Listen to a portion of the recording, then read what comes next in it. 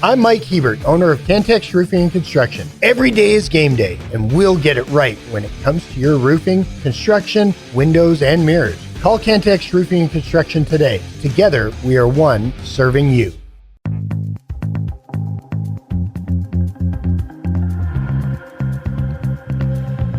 The podcast that finishes your workday in a very Red Raider way. This is the Tech Talk Podcast from Double T 97.3, presented by Cantex Roofing and Construction.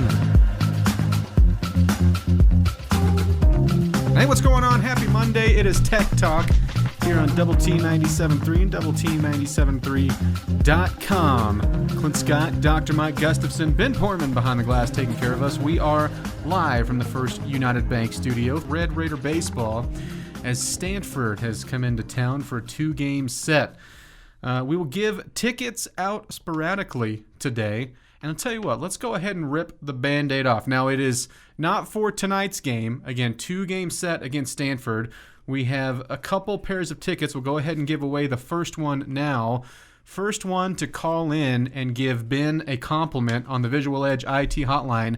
That number's 806-771-0973. What time is that game tomorrow? And that game is at 12 o'clock tomorrow. 2 tickets to tomorrow's game against Stanford. Hopefully you'll be looking for back-to-back wins against Stanford. Yep. Call in and tell Ben how cute he is. Noon first pitch tomorrow. Or how hot dogs at the ballpark. Yeah, or how mountainous he is. There it is. Boom. There we go. Phone rings. All right. Nice. You can also hit us up on the Yates Flooring Center chat line. Thoughts, comments, questions, reactions. How your weekend was. It was a holiday weekend. Hopefully everybody was great. Take us anywhere with the mobile app. That is brought to you by Happy State Bank. We're also streaming live on Fox 34 News Now and on YouTube. You can also follow us on Facebook and Twitter. We have baseball to get into. We have transfer news to get into. We've got stuff going on tonight. Lots to dive into here on a Monday. But for that, Gus, how was your weekend? What up, big boy? You have a good one? Yeah, I think I spent more time in the yard again. Oh, augers? Did you win another one? No, was involved. Your forearms no. ready to fall off again? No, but my feet hurt probably more than last week. Ah, dang. And it really just had more to do with anytime you mention mow the alley. Like, okay, here we go. Yep. You're going to mow the alley. Okay, sack lunch. Now, do you mow the alley every time you No, mow, or no, is it a jungle back there? No, it's a jungle. Like the old 1 and 8 It's uncultivated. It's like a 1970s Playboy. I mean, it's just forestry. Forestry, just shrubbery everywhere. Yes, get the wildlife weeds. here. Yes, and if there's an invasive species, it's in Lubbock's alley or in Gus's alley. Yeah. Yep. And that thing, and then just a little side yard. I had a patch of weeds that just. I knew because I hadn't been over there yet either, and I walked around there on Saturday and went, some knee highs, and there's just enough moisture involved so that mowing wasn't easy mowing, So I found that out when I did my little 12 by 12 weed eating of the backyard. I was like, woo, put in a tough one today to get this grass shorter.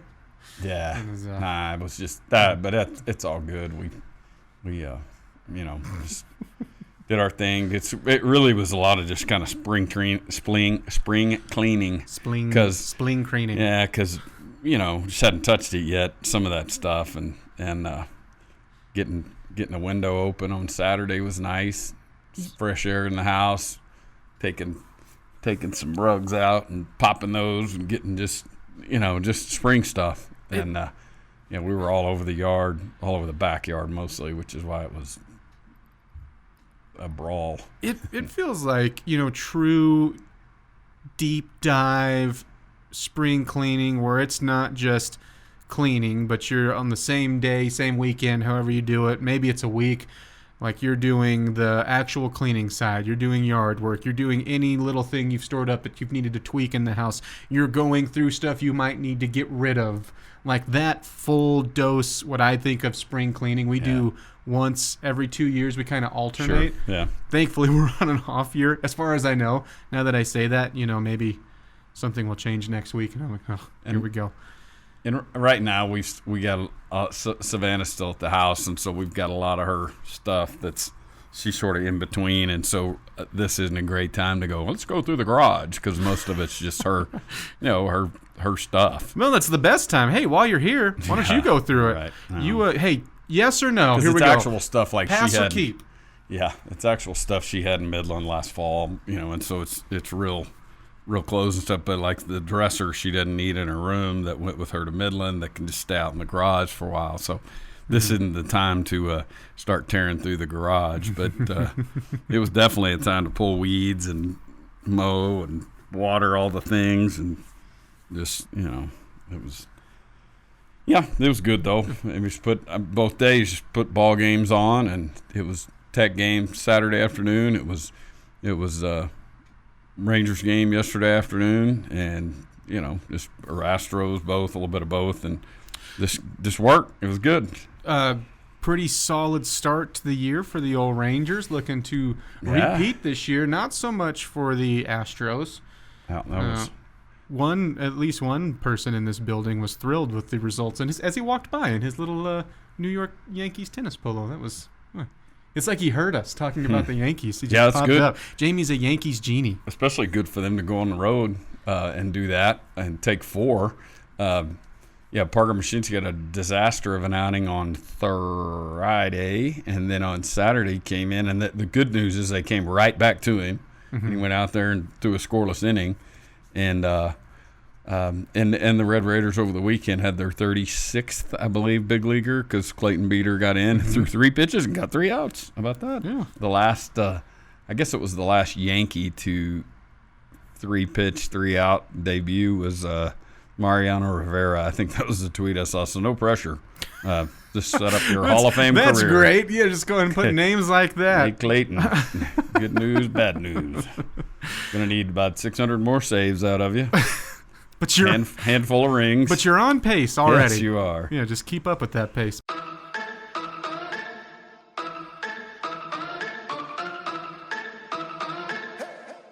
The podcast that finishes your workday in a very Red Raider way. This is the Tech Talk Podcast from Double T 97.3, presented by Cantex Roofing and Construction.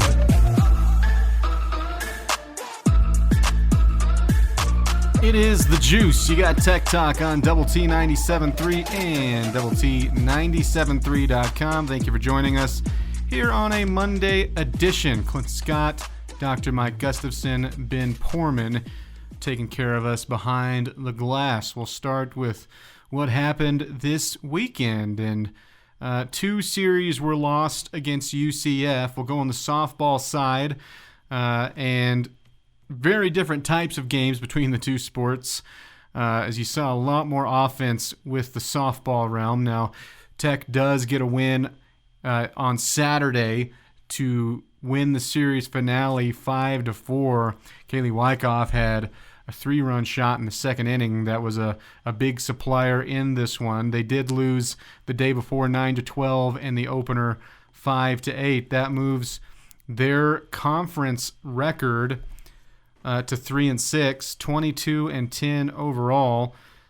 They will go from this series against UCF to a Wednesday game against Abilene Christian, and that is at Abilene, Wednesday, 5 o'clock first pitch, and then after that, it's a road trip to Baylor, 3-game set there against the Bears. Speaking of baseball, they also won their series finale in a series loss to UCF. They would win on Saturday 3-2. Boy, just close game. This entire series really hard fought. The Knights do get 2 of 3. Of course, we talked about them winning that hit by pitch on Thursday. We were still here. And then on Friday, they lose 2-1 and then get yesterday's game 3-2. No rest for the weary. Jump right back into action tonight at home. You can hear it on Double T 97.3 as the Red Raiders start a 2-game set against the Stanford Cardinal. Jeff Haxton and Jamie Lint on the call. Tomorrow's game, 12 o'clock first pitch. Coverage will start on Double T 97.3 and 100.7 The Score at 11:30. Red Raider track and field wrapped up the Texas relays this weekend, and a great start, I would say, to the season for a lot of athletes who haven't got going just yet. The women's 4x1 claimed the first event for Texas Tech, winning that. After that, Timatope Adeshina opened her outdoor season by winning the Section A high jump. Antoine Andrews won the 110-meter hurdles. And let's see, in the women's 100-meter final, Colbert, who was in the 4x1, she added another title along with that 4x1 win. Edward Rush took the men's mile, and the women's triple jump saw Ruta Lasmain in her outdoor debut of the season win that event. So 6 different things won by Texas Tech track and field at a pretty big deal over there at the Texas relays. Up next for them, they'll send some throwers to the West Texas A&M Joe Meeker Classic. Houston Astros were swept by the New York Yankees in 4 games, losing 5-4, 7-1, 5-3, and 4-3. They'll now start a 3-game homestand against the Blue Jays. You can hear that tonight following the High School Fan Zone on 100.7 The Score. You'll hear coverage join in at 7:30. The High School Fan Zone, speaking of which, hosted by Garrett Luft here in the First United Bank studio, will start at 6 o'clock. Coaches from Coronado, Estacado, Lubbock High, and Monterey will be here in the First United Bank studio with them, breaking down their season. So make sure to catch that if you're looking for any of those LISD schools tonight. On the other side, the Texas Rangers went 2-1 in their opening weekend. They did lose yesterday, 9-5. They'll start a road series 3-game set against Tampa Bay tonight. First pitch is at 5:50. You won't hear, of course, that game tonight with Red Raider Baseball, but you can hear Game 2 tomorrow with coverage starting at 5:15 on Double T 97.3. The Final Four has been set. UConn continued their dominant run, a 30-0 run that started from the end of the second half. I think it was 28-23 at the half, and that 23 sat on the Illinois side for a long time. They went like 50 minutes without scoring. UConn wins at 77-52, dominant there. They will play Alabama, a much better game here. Alabama's been through some tough games in this. That's been really impressive. They beat Clemson, who I don't think very many people expected to be in the Elite Eight, and outlasted them, winning 89-82. So it'll be Alabama and UConn on one side. On the other side, Purdue as a 1 seed. They beat Tennessee 72-66, and Edey had 40 points, I think 16 rebounds. Tennessee, their star Dalton Knecht, had 37 points. Both of them really balled out, but Purdue beats them. And you go, okay, well, Purdue can't lose this year to a double-digit seed. Au contraire, Gus. As everyone predicted, your first opponent, North Carolina State, beat Duke 76-64, and the Wolfpack keep rolling. So there's your Final Four: UConn, Alabama, North Carolina State, Purdue. Wowzers. Here we go. I can't wait for that DJ Burns-Zach Edey matchup. That could break the court. It's incredible. And last but not least, news over the weekend. Pop Isaacs has officially entered the transfer portal, so that makes him and Robert Jennings so far off of this year's roster. We have a question on the H. Flooring Center chat line we'll get to in a little while about Pop Isaacs. But you've seen now Dave Smart, coach, he'll go to Pacific. And this is just full changes. Good luck to him over there as he got the head coaching job. That's a rapid rise from coming down from Carleton University in Canada here to the Texas Tech staff. Great, successful year one. Of course, already a lot of skins on the wall for him. He goes to Pacific. Robert Jennings had entered right around the same time, and now over the weekend, Pop Isaacs has entered. And so far, those are the changes. Were you surprised by the Pop Isaacs news? Not really. Yeah. I just wasn't, I guess a better way to really answer that question is to, figure out what I was saying last week before it was a fact, but it just felt like we weren't done with that because, he had put some stuff out there saying, that we would expecting that to he be was back probably in gonna hang Lubbock, around, and that was directly after the season's over and directly after you lose.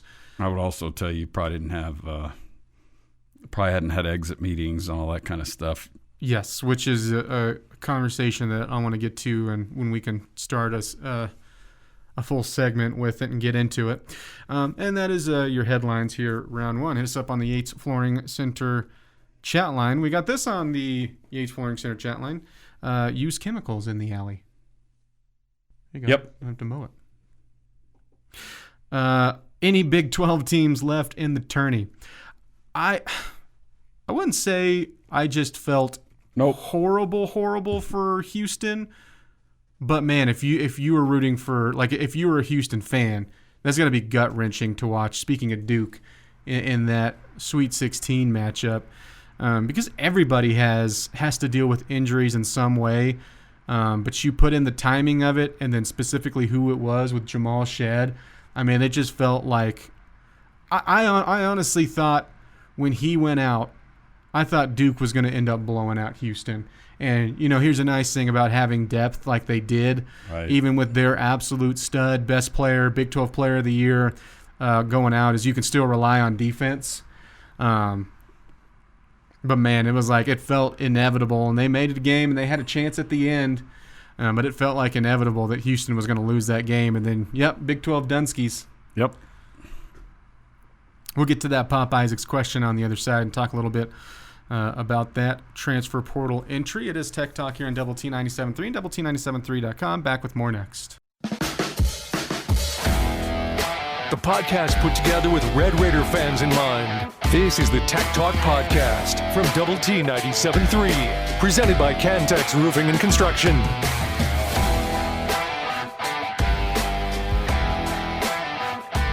That's right, Gus rocking the signature stag today. Sir. Looking sharp as ever. Here I am, just in my double T-shirt.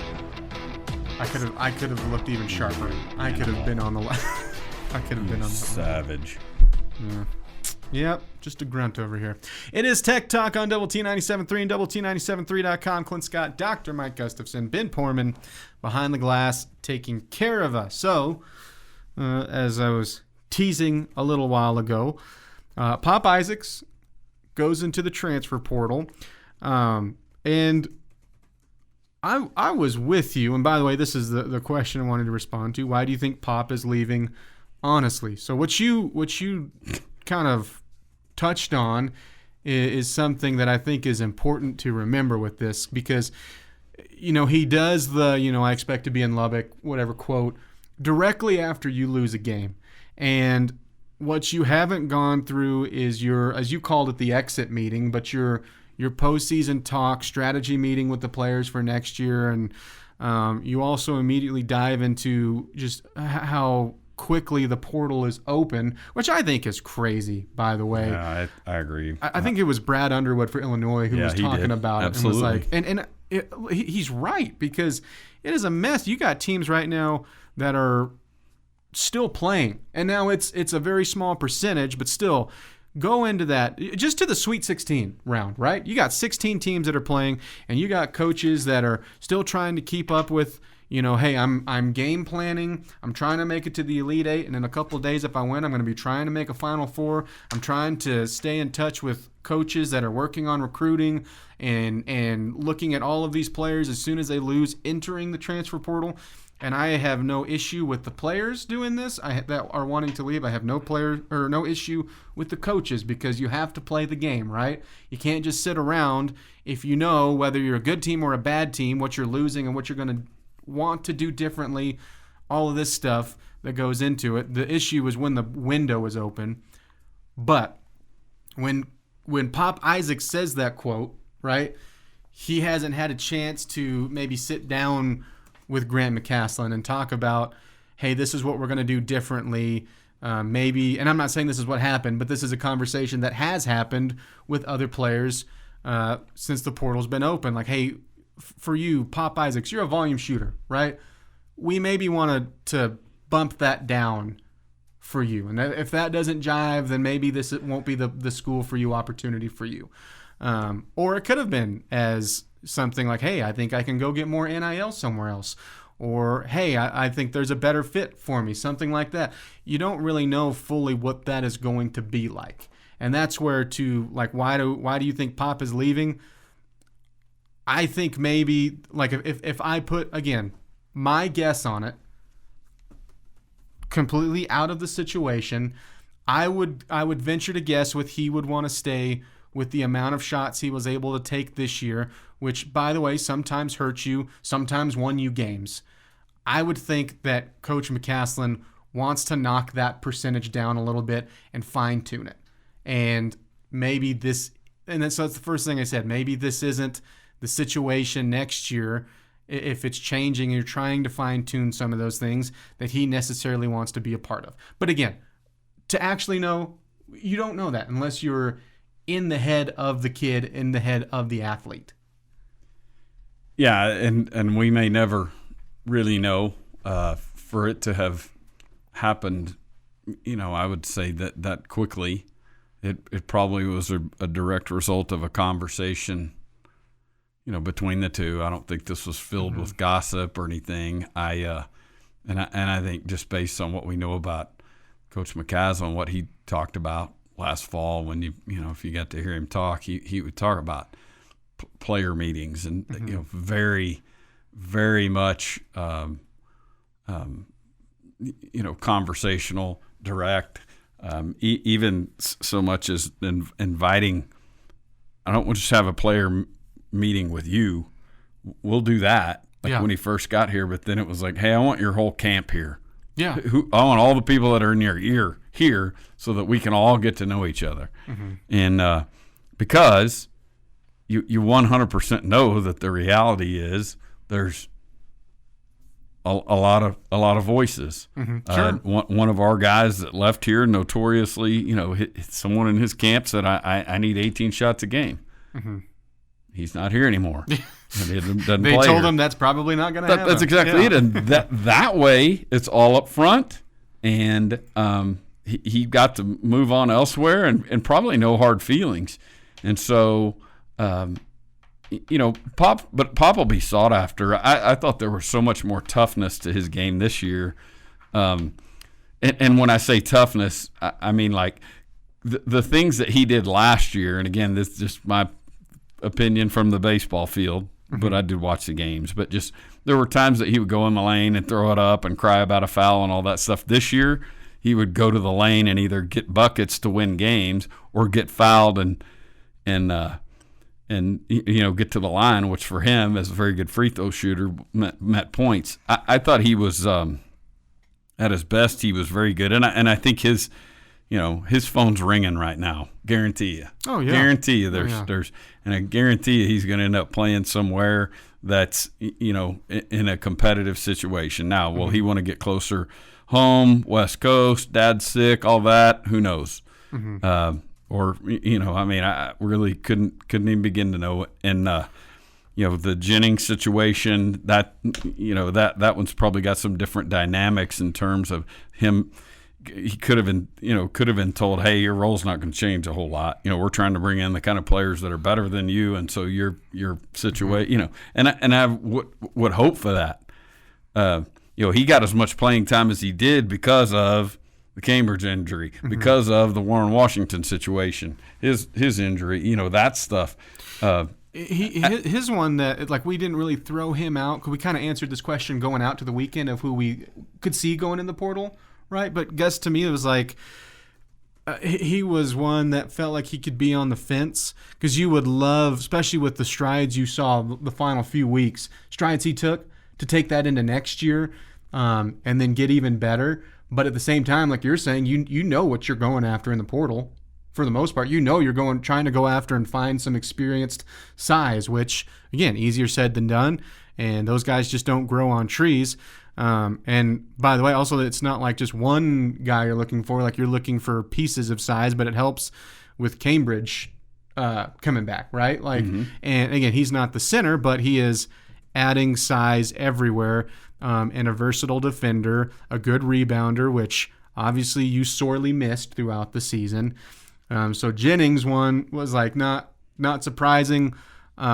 I was disappointed to see him put his name in the portal, but at the same time, understanding. It kind of felt like how I felt about Dylan Carter for baseball. It's like, well, yeah, you get it. For me, wish him the best.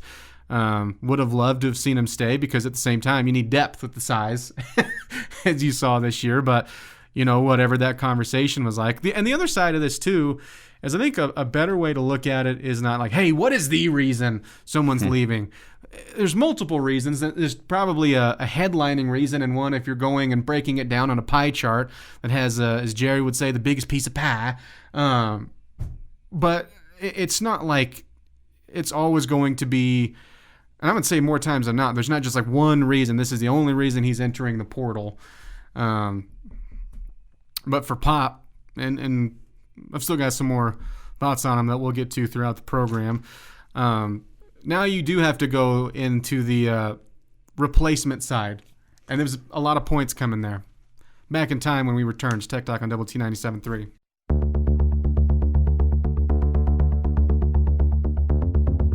The podcast put together with Red Raider fans in mind. This is the Tech Talk Podcast from Double T 97.3, presented by Cantex Roofing and Construction.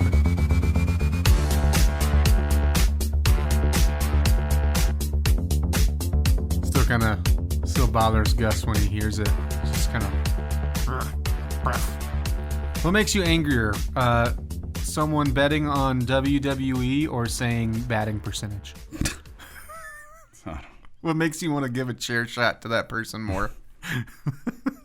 No problem, dude. It is Tech Talk on Double T 97.3 and Double T97.3.com. It is time for a play of the day. Crosses over, leaning in, got to force it up, underhand, and he hit it! Oh my goodness! Are you kidding me? What is going on here tonight? That was a step in from the three-point line. He hit an underhanded shot. I have no comment except Chuck Cooperstein makes that call 10 times better. That was incredible. I can't remember now. What did he stepped over the 3-point? Not that it makes it any less impressive if it was 3 Ridiculous. or 2, but he stepped well over the 3-point line, right? I remember. It was like a line extended. Underhand. It's ridiculous. It was when it was like a finger roll layup, except he shoots from 22 feet. Okay, so if you've ever, played on a basketball team of any level, you have probably had a coach when you're goofing off say this or like, hey, you're going to shoot that shot in the game? Then don't practice it. Luka can get away with whatever he wants. Like, Luka Doncic can As do. if he needed any help. Yes, anything that he wants because he can do it in a game. Like, that is every little kid on the playground's dream hearing that, like, are you going to be doing that hook shot from 40 feet out? No. Then why are you practicing it? Because it's fun. I don't know. By the way, Mavs winners of 7 in a row and 11 of their last 12.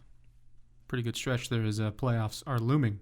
Thank you, Ben. All right, Red Raider baseball playing Stanford tonight, and you wanted to round your thoughts out on the RPI discussion as we're exiting the last segment talking about, it does not look good for the Big 12 and entries into the NCAA tournament.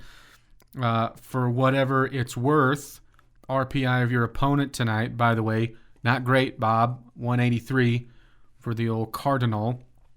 For you come in 77 there on the old RPI, but I was going to let you round out your thoughts on that. Yeah, the question was asked how many would get in. At this point, it's a clear probably 5 teams that would get in. I would say it's a 5-team league. UCF 5, 17 K-State, OU 23. That's remarkable to me because I would have thought there was a little more downward trajectory to getting swept at home by Lamar, but apparently not. And they may have been on a lot better position. It's April, so you can finally start checking the RPI and getting a little meaning out of it. You're at the halfway point. I mean, for you on your sure, exactly. You're right at halfway. 28 OSU, 30 TCU, and then the gap widens down to 59, 61, and we're in there at 77. The only ones below us are 3 opponents, all of who took series from us: Texas, BYU, Baylor. And so there's the problem. Well, there's the problem. This is no this is no criticism or whatever. This is just stating facts. Like the math of where this team is right now is problematic because of all the things I just said. What's left, who's helping us right now? Nebraska. They've got the 11th best RPI in the country, and that's a win. Oregon's RPI, they're about number 60, so they're kind of down there with us, and that's a win for us. And at least in terms of non-conference. And by the way, I would also say this. This is a problematic point, but take New Mexico out of it. But who would have thought at the time that the high point of our season away from home were the Oregon and Nebraska wins? Because that's exactly what it is. New Mexico is just not good enough to really put a lot of teeth into that. It's always nice to go over there and get a win. Again, not something you've done since you last played in a College World Series. So don't poo-poo that, because some good teams have gone over there and gotten kicked. But that's and I'm also taking out sort of the individual win over UCF. Because I guess in the purest of terms, that's the most valuable win we've got, because it's over what is now the number 5 team in the country, but it doesn't represent a series win. Yeah, standalone, it's your best. Once you start getting to, when you look at the entire series, especially when you look at just the disappointment side of what you felt like you left on the table going into game 1 and how you lost that one. I mean, you could point to several different things of how you lose game 2 in another one-run game, but as a standalone, I mean, it's on that list of better wins. Sure. And we've had some questions just about the team and kind of where they're, what's going on with the team. By the way, Caleb Dean's throwing off the first pitch tonight. Mm-hmm. Put him on a list with like Cheryl Swoops and Divine Oduduru as most important athletes on national championship teams, because he won 2 races, right? I think he was the one that won 2. Yes. Yeah. Put him on a list and get his little spot ready in the Texas Tech Athletic Hall of Fame and all that, and cheer loud tonight when some guy walks out there and you're like, who's this guy? One of the greatest athletes in school history is who that guy is. So cheer loud. This right now the Tech team is. Let me do this. We've had a bunch of questions, and I've heard this a bunch over the last week. Like, does Tadlock not like small ball? We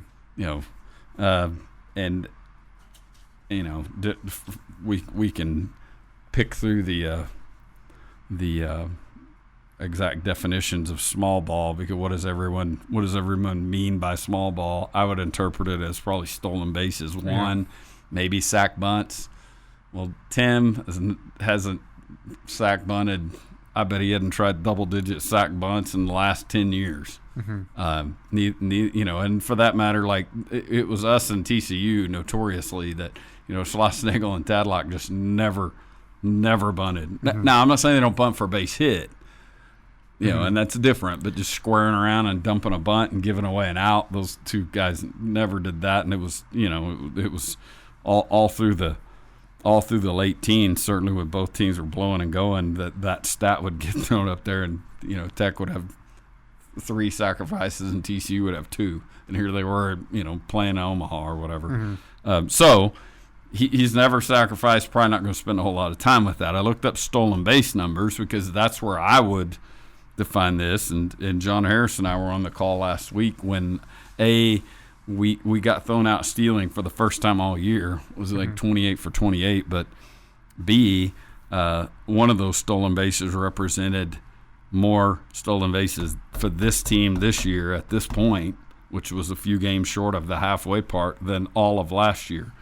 Now, I also like to take Big 12 statistics and carve them out, because a lot of people are doing this right now to go, well, you take Texas Southern and Gardner-Webb out. Right, blah, blah, and your blah. offensive numbers are skewed. Yeah, and I'll say this: if you go to just Big 12 stats and take out so basically the last 11 Big 12 games, all but the first bludgeoning at the hands of Texas, team ERA 3.76, which that shocked me, because Because, and the point is the pitching over the last 11 Big 12 games, all but that first bludgeoning, has given us a pretty good chance. And you think about the fact that what Jamie just said on the show before me, 2 for 37 with runners in scoring position in these 6 Big 12 road games.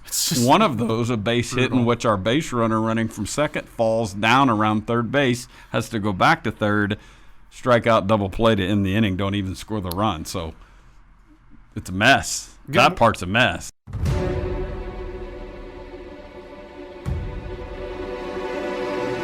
The podcast that finishes your workday in a very Red Raider way. This is the Tech Talk Podcast from Double T 97.3, presented by Cantex Roofing and Construction.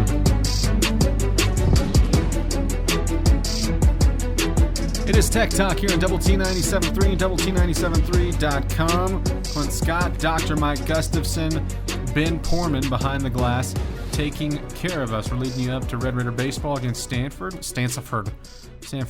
Mohajir, Stanford Cardinal, here in just a moment. I said, hey, Gus. What's going on? I take you to Minnesota, okay, for today's story. Cops in Minnesota got a report last Tuesday of an elderly man walking down the side of the road with a shotgun. So this is a pretty intense call to get, okay? I mean, you could only think of the different things that this could be leading to or have been built up from, right? No bueno if you are a cop getting this call. The person who called it in said that he seemed suspicious because the guy tried to hide the gun as they drove by. So an officer went to check it out. Eventually found a man who fit the description, but he did not have a shotgun. This is the ultimate be who you are, bro. If you're going to commit, might as well do it. Have a little fun in life. Who cares? Story. Turns out he was just getting his daily walk in, okay?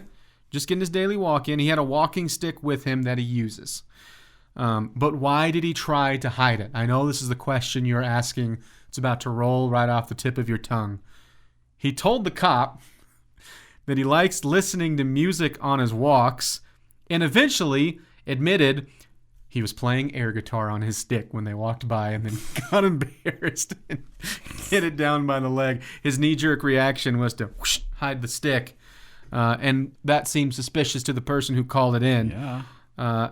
He did not say of who he was listening to. I like to think Van Halen. Hey, I was going to say, it's got to be Van Halen, man. I have a question. I mean, there's lots of options there, but a good air guitar band is definitely Van Halen. Oh, man. I get if this person's rocking out while you're driving and all of a sudden hides the walking stick. That's a pretty aggressive jump, though, to go, he's walking with a shotgun. Like, I have questions of the person who saw the stick and called in shotgun. But, hey, that's why if you're going to play air guitar, you look the person in the eyes when they walk up. Especially if you're, like, in a car. Maybe they'll join you. Maybe they'll be like, hey, you need a bassist to that air guitar, pal? You need an air drummer? I can keep the air beat. Then there you go. Lifelong friend that you'll never see again. Texas Tech taking on Stanford tonight. Again, I mentioned the RPI for them, not great. The other side, you also have Houston in Big 12 play, where you mark, your concern of, is this a team that can find its way into postseason play? Can you be one of the, 3 or 5, whatever Big 12 schools it ends up being?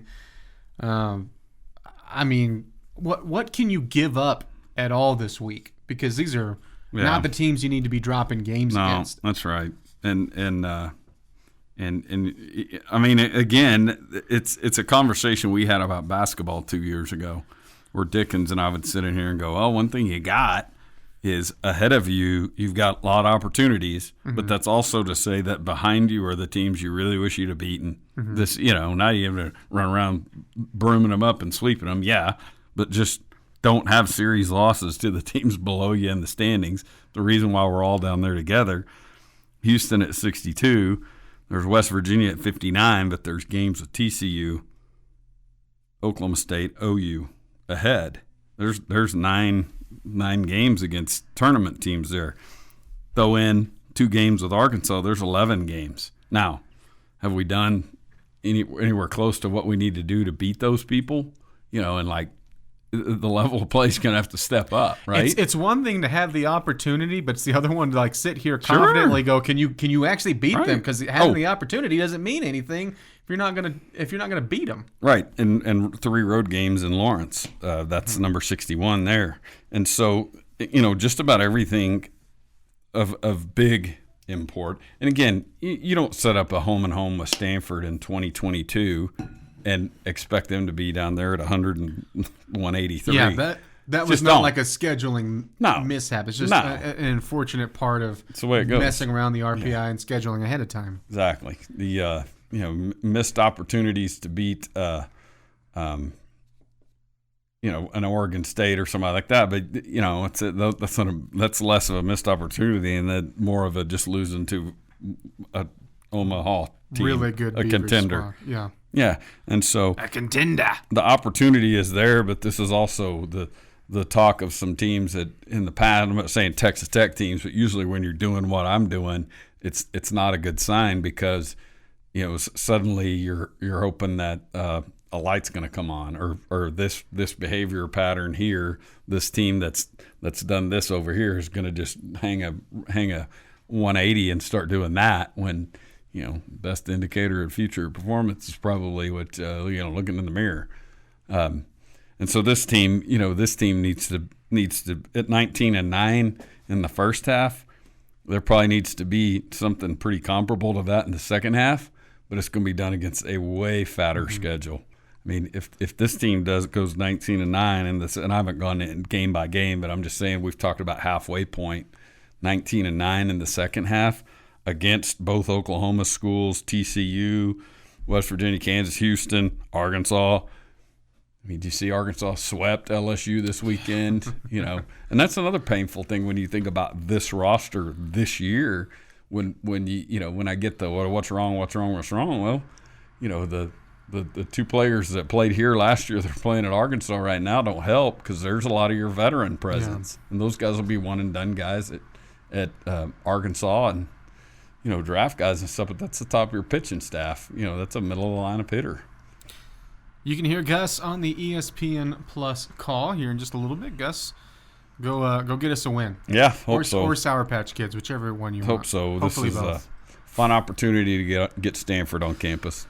This has been the Tech Talk Podcast, presented by Cantex Roofing and Construction. Check out our library of Double T 97.3 podcasts at doublet97.3.com.